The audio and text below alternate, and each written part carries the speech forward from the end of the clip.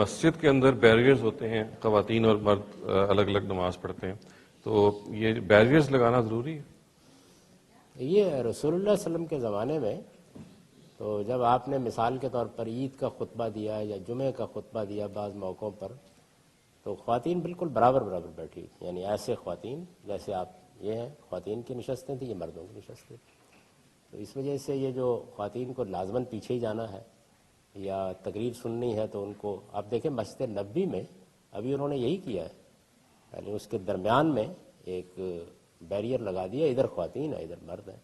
حرم میں تو یہ بھی نہیں ہوتا، اب دیکھ سکتے ہیں وہاں پر طواف ہو رہا ہوتا ہے، اس میں عورتیں بھی ہوتی ہیں، مرد بھی ہوتے ہیں، ساتھ کھڑی ہوتی ہیں، وہی نماز کا وقت ہو جاتا ہے.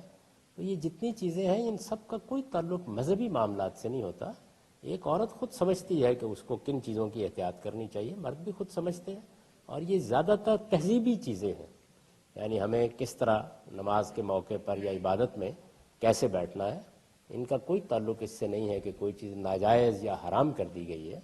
اللہ تعالیٰ کے پیغمبر نے مختلف طریقوں سے خواتین کے ساتھ خطاب بھی کیا ہے، گفتگو بھی کی ہے، بات بھی کی.